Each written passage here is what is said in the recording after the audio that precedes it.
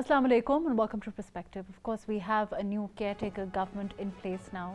The Prime Minister and along with his cabinet will be talking about the ramifications of the new, of course, the government that is in place with particular reference to now the elections also. The statement that has now come in as far as the new census is concerned, its ramifications on a likely, perhaps a delay in or a longer caretaker that we are looking at, the tough decisions that are invariably going to fall in the lap of this caretaker government, how they're going to go into that.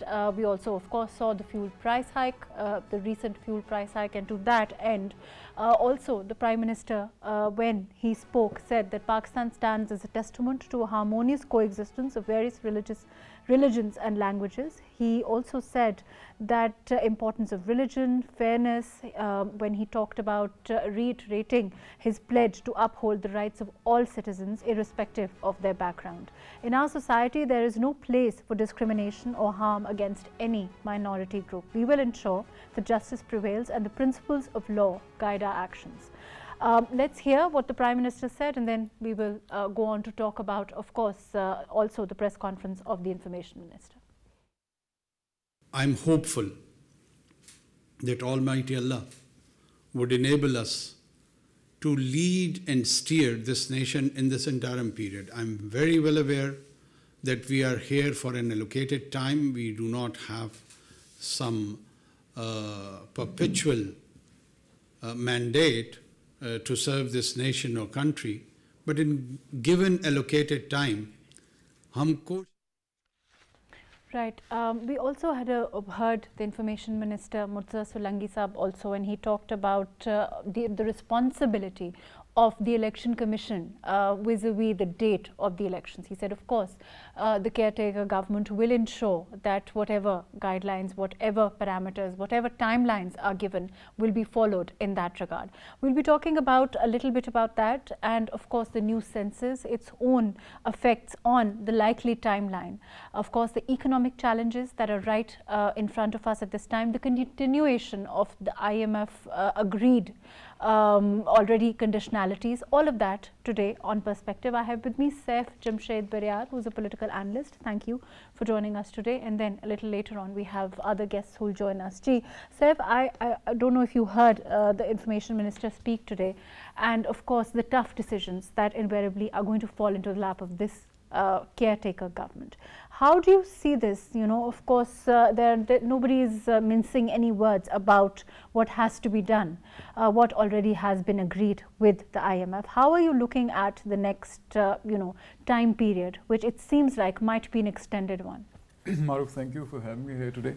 That's a very interesting question because every political party, every person in Pakistan is eyeing towards the newly formed caretaker government and of course the 18-member cabinet.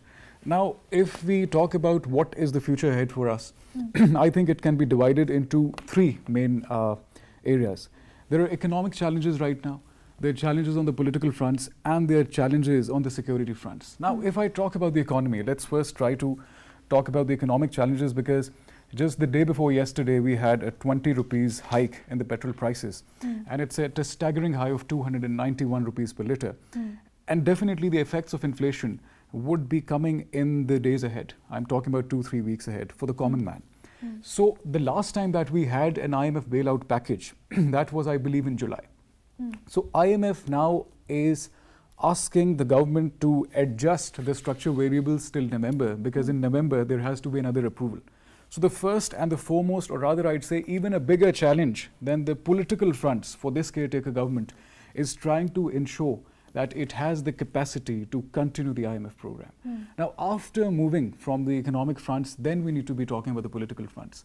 The second biggest obstacle, or the second biggest challenge that I see as a political analyst, as an economic analyst, is that this government will have to ensure that it is absolutely neutral. Because this is one of the biggest dilemmas in the countries right now, because the impression that PTI is giving at the moment is the fact that this particular government, that is caretaker and setup, is very much pro the circles of establishment, or very much pro the PDM government. And we do know that after the caretaker Prime Minister took charge, he met Maulana Fazlur Rahman Saab. So this raises another question for PTI as well.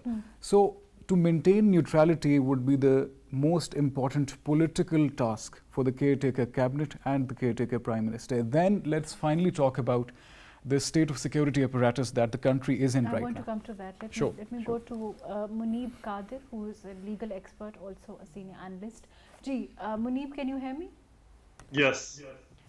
Muneeb, of course, like Saif here is saying, it is perhaps, the way the perception is perhaps also important, but other than that, the tasks at this time at the hands of the caretaker government are huge in terms of, security is one thing he mentioned, economy is the other, and it's not going to be an ordinary kind of caretaker. Do you agree with that?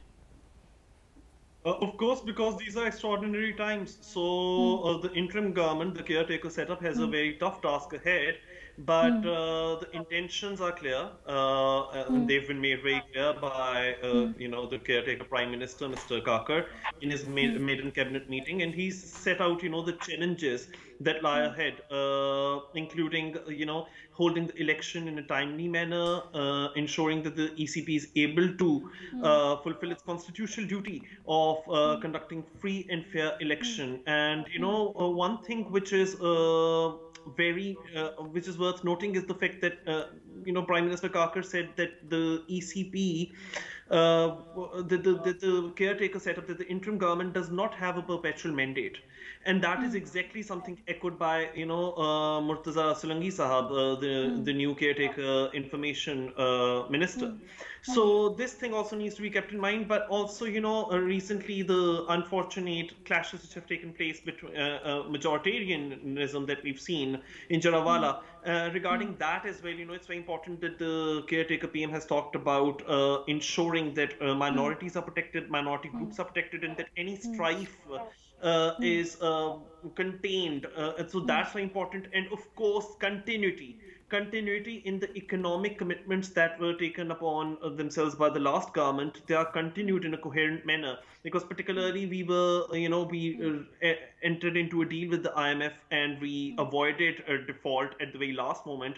And so to ensure that there is no economic collapse, which has so painstakingly been evaded. So in that respect, we need to keep in mind that the government is a very important task, and Mr. Solanki has said that the caretaker government doesn't seek to make any huge economic reforms, because that is not within the remit of the caretaker government. But at the same time, Section 230 of the Election Act 2017 has been amended to the effect that some added powers are still given to the interim government. So let's see how that could be put to use. And of course, I'd like to go into what extended powers this government has. Let me come back to you. I'm going to go to Javed Jadoon Saab, who's a senior journalist. Jadoon Saab, can you hear me? Javed Saab? I think there's a problem with audio. Saif, before I go to this, overall, as far as, let's talk about the fact that it's perhaps going to be an extended, the way that it looks like as far as the census is concerned. And we saw what the Election Commission has said on that. Do you think perhaps it will help in like I said, taking those difficult decisions that have to be taken because of the IMF and the conditionalities that have been agreed, and of course the political cost of these decisions for any government, any party, any political parties are huge, and in this way perhaps this is also going to be a way to circumvent that. Mahrukh, the fact of the matter is that at the moment the economic circumstances of the country are such that we just avoided a sovereign default back in July. And after July, we've had these 3 or 4 months maybe to correct the economic variables once again, to adjust them according to the SAPs given by the IMF, and then to wait in November as to what IMF does and whether it approves the extension of the program or not. Now, honestly speaking, let's leave politics aside for a moment. Let's talk about the economic cost of politics as well. Let's talk about the economic costs of elections. It's huge. So I think currently, given that the Election Commission has said that the delimitation process will be ending on December 14th, and IMF states that in November we'll be thinking of whether we have to approve another package or not, I don't see the elections happening till December at least. So one of the biggest major obstacles that the government will have, the caretaker cabinet led by the Premier Kakar, I think that would be to bring all the parties collectively on one table and to make them understand that it's not only about domestic politics right now. It's about the international political economy as well. There is an international body called the International Monetary Fund that is eyeing towards Pakistan, that whether Pakistan would be owing up to the conditions and the prerequisites of the SAPs that it had given to us back in July. So that is the first and the foremost thing that is a point of convincing political parties that we cannot even have elections till November or December.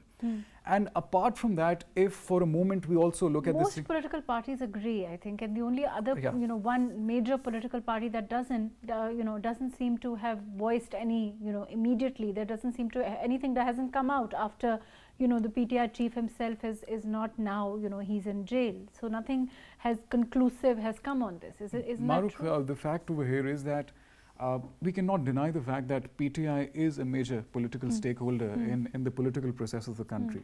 Now, given that the chairman is jailed in that particular case, PTI itself as a party also needs to come to the table with the caretaker government. Now, it's not the caretaker government's job to knock every political party's doors. That's what I'm saying. So, and the kind of silence that we've seen after his arrest, I mean, we haven't really seen any kind of statement about the elections, let me go to Javed Sahab on this.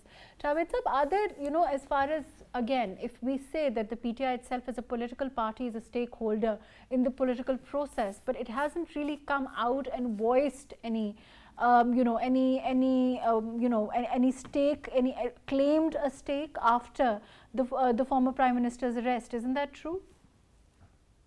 Thank you very much, Mahrukh. I think, Mahrukh, we need to understand that the party is in total disarray at the moment. Most of its leadership, either it is underground or has been arrested. And of course, the chairman of the Pakistan Tehreek-e-Insaf is also in jail. And unfortunately for the party, that it never developed the second tier or the third tier leadership. So it would be extremely difficult for the party to get together right now, put its facts together, and give some kind of a narrative as far as the elections are concerned, or whatever is going to happen in Pakistan. But Javed Sahab, isn't it true that the former Prime Minister himself was saying for a while that he was expecting this, and that, of course, he was in the midst of a legal battle?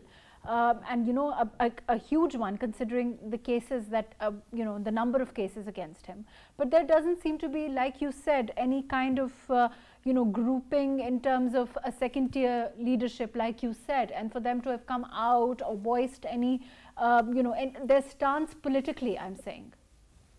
Mahrukh, when you have a party which is individual centric and you don't develop the kind of a cadre, whether it is Pakistan Tehreek-e-Insaf or other political parties, the issue with Pakistani politics is that it is the individual who controls the party and who gives his own thought process, and then it is followed by every leader, every member of the party.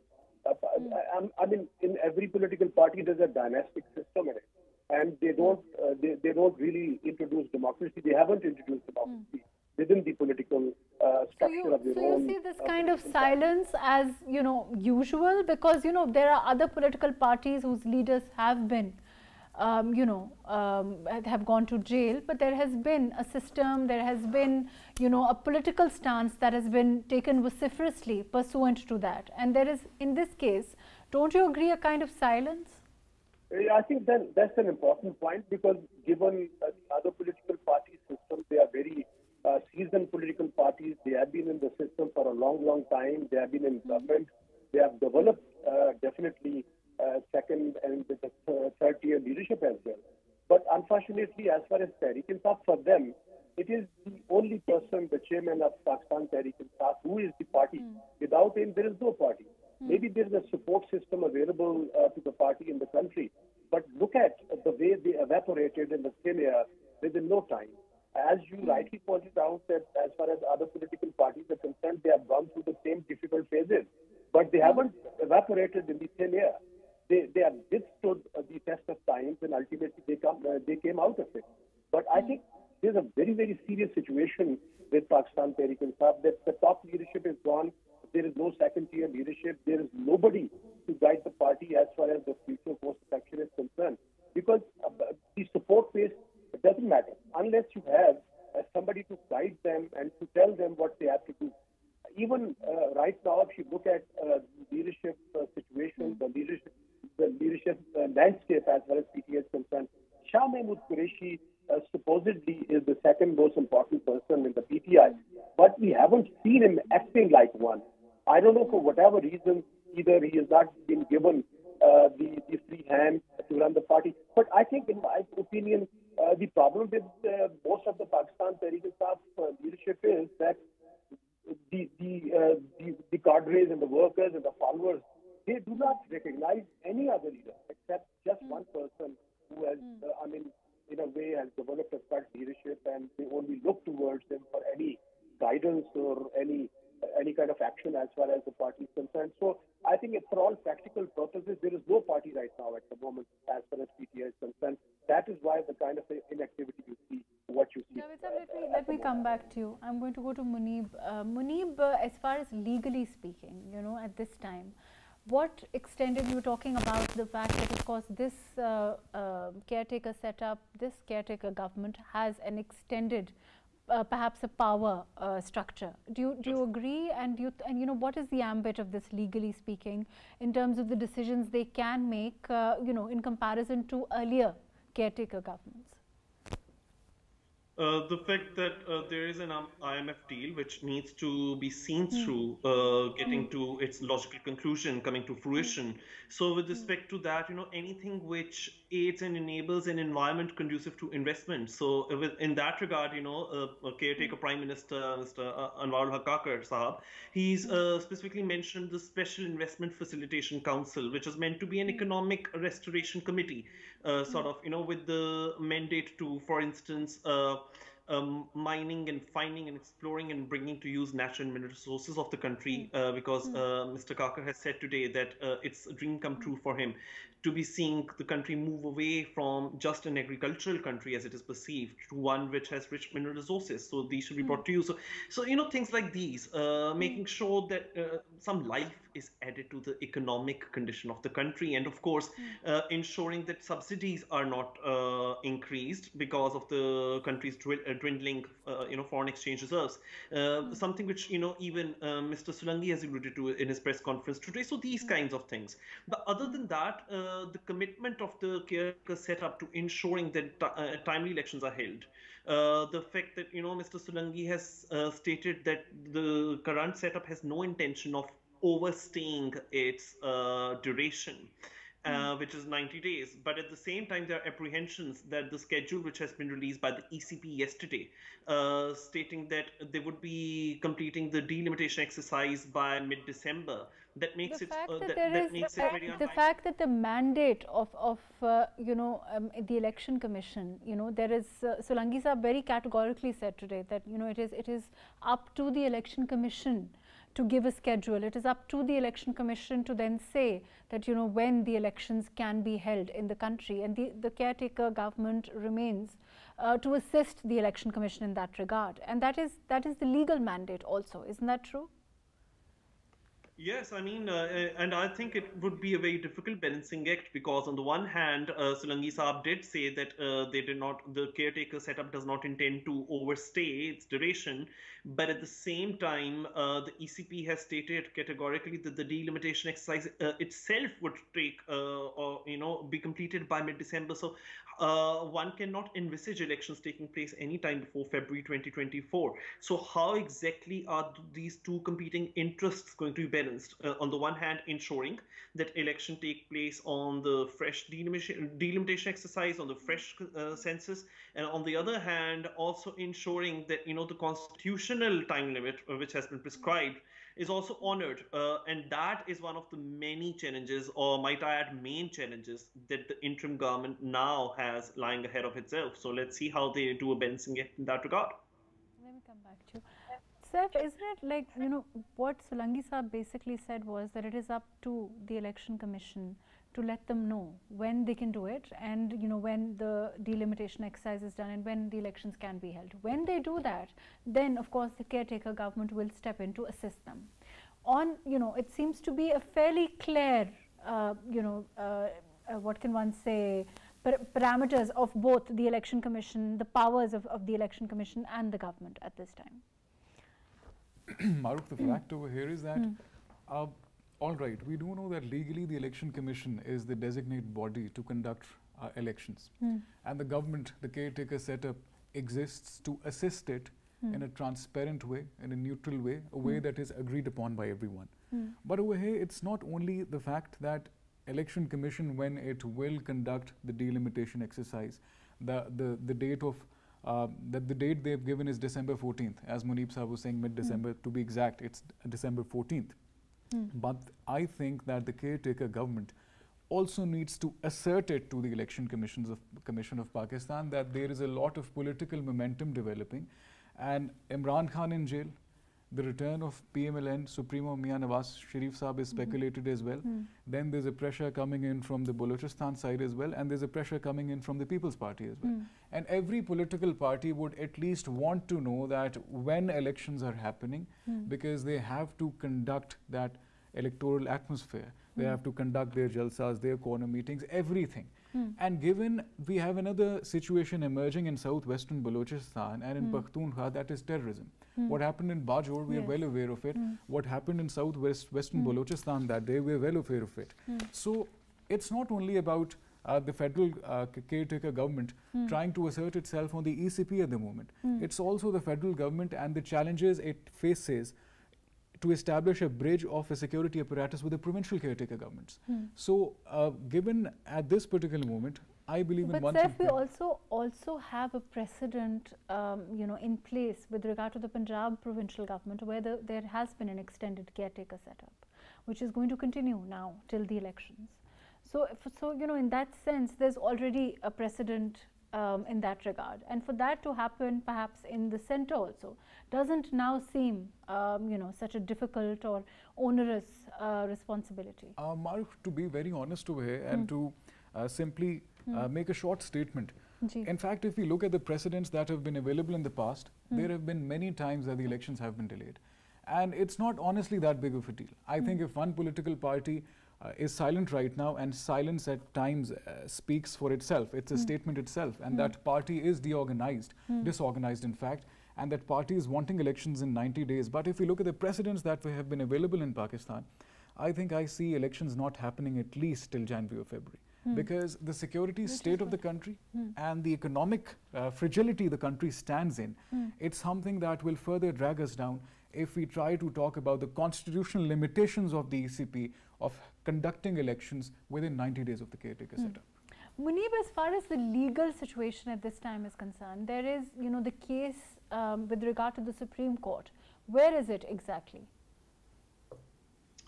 With respect to the election and its duration, the duration of the government, could you just repeat the question, because I might have missed some part of it.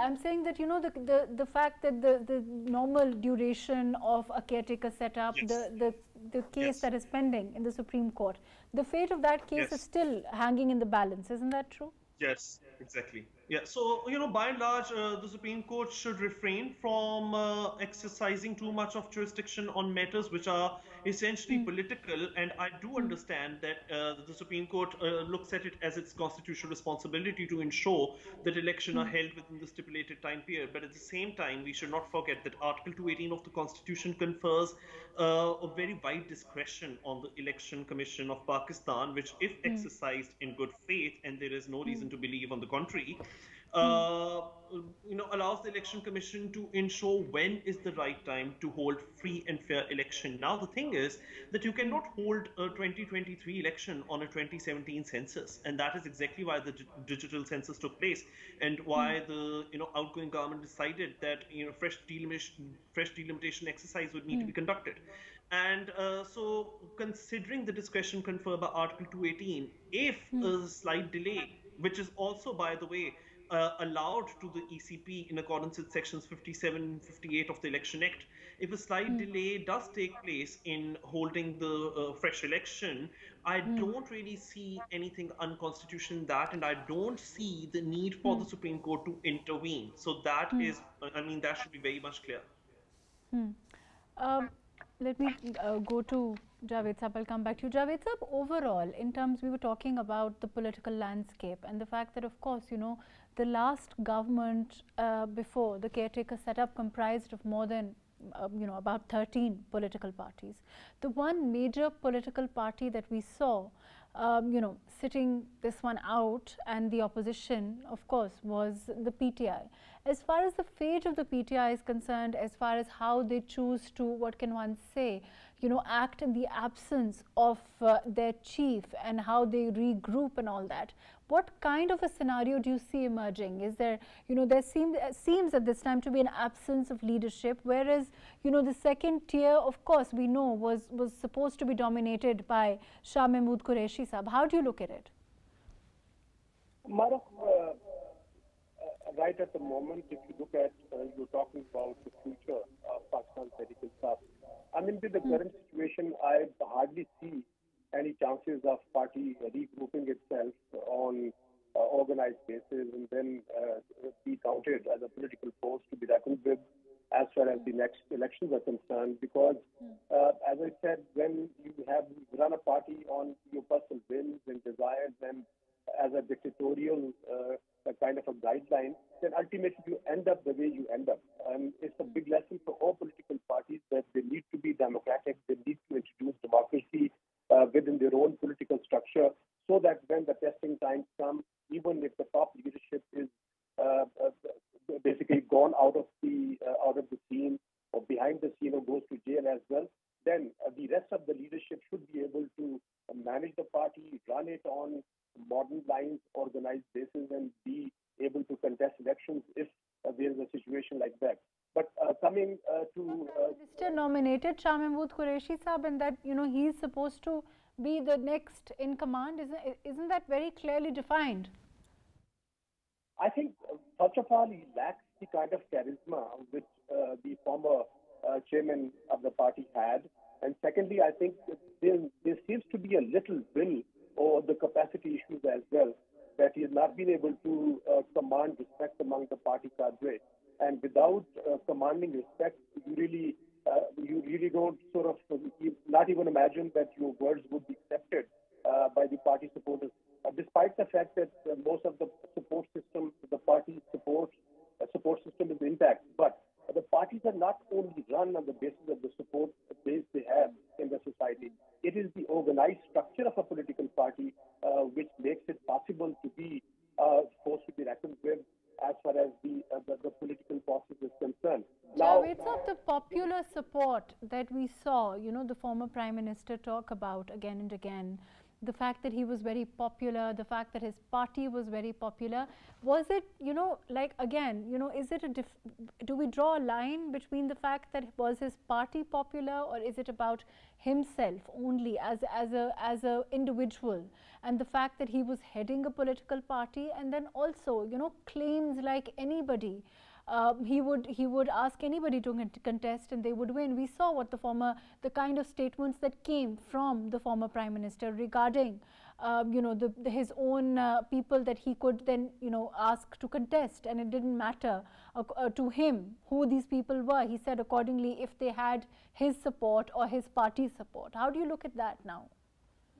Yes, I think the second scenario seems to be the more plausible and more realistic, that it is not the party, it is not the leadership, it is only one individual who commanded support or respect, whatever you call it, when he was at the helm. And now, since he is behind the bars, you see that the party has been in total disarray. You haven't seen any organized attempt to come out.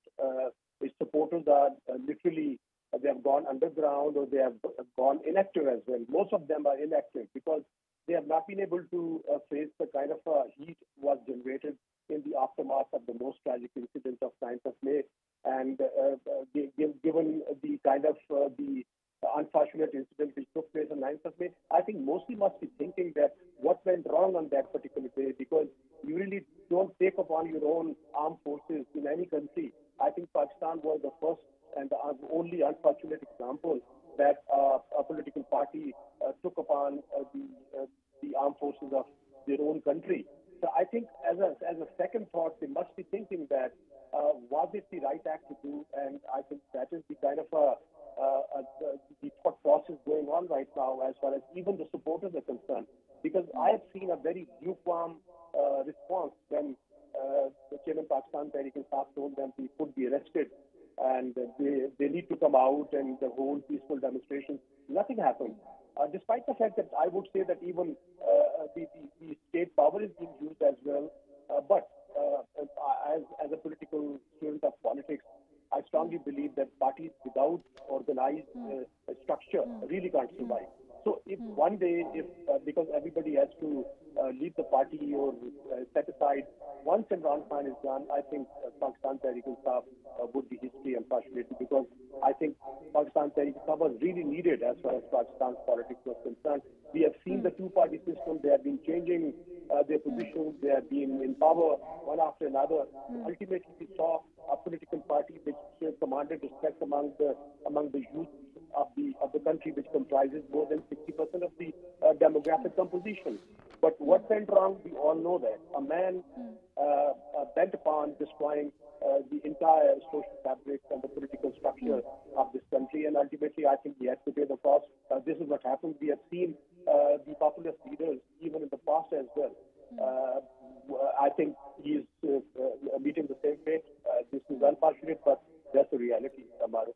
Right. Javed Sahab, I will come back to you. Thank you for staying with us. I'm going to go to Muneeb. Muneeb, overall, in terms of, one of the things that Saif said here is that, the image of impartiality as far as any caretaker setup is concerned, that's also a legal responsibility. Isn't that true? Absolutely, and I believe that the diversity in the current cabinet, in the caretaker cabinet, I think it's worth appreciating. You've got a lot of members of the 24-power cabinet coming from very different fields, be that journalism or be that the performing arts industry or technocrats or servicemen. So, it's a very interesting eclectic mix of professionals. So I hope and I believe that the upcoming election and seeing the process through, all of it is in safe hands. Regarding impartiality, I mean, Murtaza Solanki Saab in his speech today, he just stated that with regards to 9th May attacks, the 9th May violence, the current caretaker setup has nothing to do. It's a legal process which has to be completed on its own terms. So that is very reassuring. Yes, a very strong statement came from PM Qadir today, where he compared the 9th May violence from PTI supporters to the AIDS virus and the AIDS epidemic, when he said that for any polity, if its immune system is attacked, it leads to its fertility. So very much like that, the state's immune system would also be compromised if a behavior and violent behavior such as one which was witnessed on 9th May goes unchecked. But at the same time, Mr. Qadir has been very clear that the caretaker government has nothing to do with ensuring that justice is meted out to those who were the miscreants who were involved in 9th May violence. So I think that the impartiality and neutrality of the current setup is quite much ensured, and they do seem very committed to their constitutional role of just ensuring that they cooperate with the ECP in essentially leading us to a stage where free and fair elections could be held. Right. Let me go to Saif. Saif, even otherwise, as far as the overall, like you said, extraordinary measures in extraordinary times. And we may want, again, to talk about the 90-day period exactly, or we may want to talk about the role of the caretaker setup and the fact that added powers, in that the ambit that has been increased. But the point is, we really need all of these extraordinary measures in the kind of times that we are in. We saw what happened on May 9th. Pursuant to that, the measures that had to be taken. So overall, in terms of the political scenario, when you have, do you see the PTI as a party coming on board? Mahrukh, I genuinely believe that extraordinary measures can be taken only if there's extraordinary agreement. Okay. Now, this is a very powerful statement that I've made. Now, if there is no agreement from PTI's side as to maybe rectify what has been done, as to maybe correct what has been done. But don't you feel it might be a different PTI if the former Prime Minister is not, I mean, if he's in jail, which is the situation at this time? Do you think it will be perhaps a bit, I'm not saying, I mean, I will leave it to the voters to decide and their supporters to decide how they look at it. But it might be a different, of course, we're going to see a huge reconstitution itself, because a lot of the people have defected, a lot of people have left the party. We are looking, probably going to be needing new electoral college, so to speak, in terms of candidates also. And so we might be looking at a makeup that is entirely new, no? I think a makeup would even be a polite phrase over here. I'd say it should be a complete overhaul, a political overhaul of this party. And I think that one thing that PTI needs to do at the moment is to be more political cautious than before. Unfortunately, I'll totally agree with Javed Jadoon Saab, as he said that this party has been totally disorganized. Mahrukh, Pakistan's political history has based itself on 3 perimeters. Parties have based themselves on number 1, electables, number 2, party organization, number 3, delivery.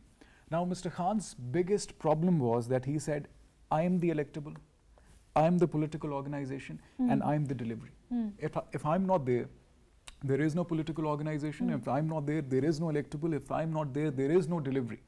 So maybe it's time for a self-reconciliation act. And a circumspection even within the second-tier leadership. Absolutely, because the second-tier leadership wasn't meant to go out on the streets and do what they did on 9th of May. They were to maybe politically organize themselves in corner meetings. They were to strengthen the union councils, and they were to revive the spirit of evolutionary democracy that calls for the need of the time. So, unfortunately, in Pakistan, I believe that one thing that we've still not realized after 75 plus years is that it's political legacy and political organization, it's not individuality. So, if we look at maybe the British democracy, a very refined democracy. If we look at the American democracy, an even more refined democracy, what is the British democracy all about? The Labours and the Conservatives. What is the American democracy all about? The Republicans and the Democrats. People come and people go, as Robert Frost once said, and I quote, that all the world's a stage. And this is a political stage. And if there are no political players, there have to be new political players to replace the previous political players. This is what I make sense of. But and I agree there, but overall, in terms of a rethink, like you said, an overhaul, so to speak, because that itself is echoed by the decisions that I think the former Prime Minister himself took, that have led to, I think, they're probably the second-tier leadership were not in tandem with those decisions, like leaving the parliament, for example, because of course that would have necessitated them being part of the process in terms of the caretaker government, in terms of the future as far as the elections are concerned, all of those things, and that was effectively something that was eliminated because of those decisions. Then we saw what happened as far as the Punjab government was concerned, in terms of dissolving the assemblies there, the KP, all of those decisions. And perhaps that is also why there is a rethink or rehaul that is needed there. Mahrukh, I firmly believe in the fact that one thing that maybe Mr. Khan should have done back then was to develop a political base. There's a difference between developing a political base and a fan base. I think he was still living in the cricketing world. He was developing a fan base over which he would maybe say a particular thing on social media and they would all come out to the streets. This wasn't a cricket match. It was parliamentary politics. And parliamentary politics calls for political maturity. The revival of the essence of democracy means that we need to rise, we need to get up, and we need to revive that parliament that we ourselves have undermined in the past 3-4 years. Fair enough. Muneeb, as far as this phenomena of electables is concerned, we saw what happened as far as the PTI as a political party is concerned, and how, of course, electables were part of that overall. And then we also saw defections, all of that. Do you see that, that happening again, perhaps regrouping there? How do you look at it? And will they need those electables? Because if they're not going to be there, and it doesn't look like they're going to be, how is it going to work out for them? I mean, it might come across as a sweeping statement, but I really believe that PTI is not in the running with respect to the upcoming election, because, as many of other co-panelists here have also said, I believe that there has been a complete dismantling of PTI, and I think that they owe all the blame to themselves for what has happened to them. Because, unfortunately, Mr. Khan never quite believed in parliamentary democracy. He did, even when he was the Prime Minister, he did refer a lot to the fact that he wanted a presidential system in place. He envisaged a one-party system in place.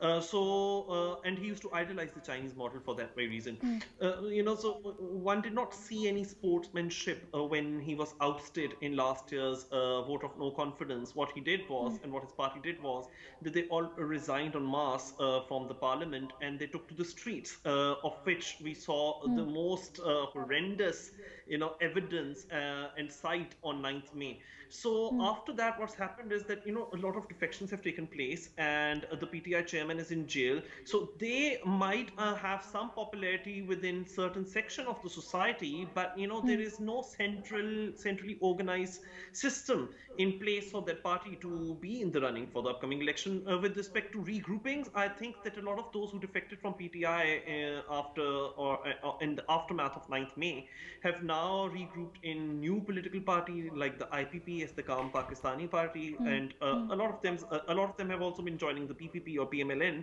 So that's how the current political landscape seems to be in the run up to the Unfortunately, that's all the time that we have. Thank you so much for being with us. Saif, Jamshed, Baryar Saab, thank you for joining us. Muneeb Qadir, thank you for being with us. Javed Jadoon Saab, thank you for your very valuable time. Overall, of course, it seems to be a new chapter in the sense that we have a caretaker government in place. We have a caretaker cabinet now that has been sworn in, of course, saying all the right things. We are also hearing the Prime Minister say that he's going to do his uttermost to exercise all the responsibilities of a caretaker setup, knowing that of course it is for a limited time, and to ensure that it is done with the least utilization, with the maximum utilization of resources and the absolute minimum of expenditures. That of course has to be appreciated. The resolve overall to undertake, and such a wide varied team from all fields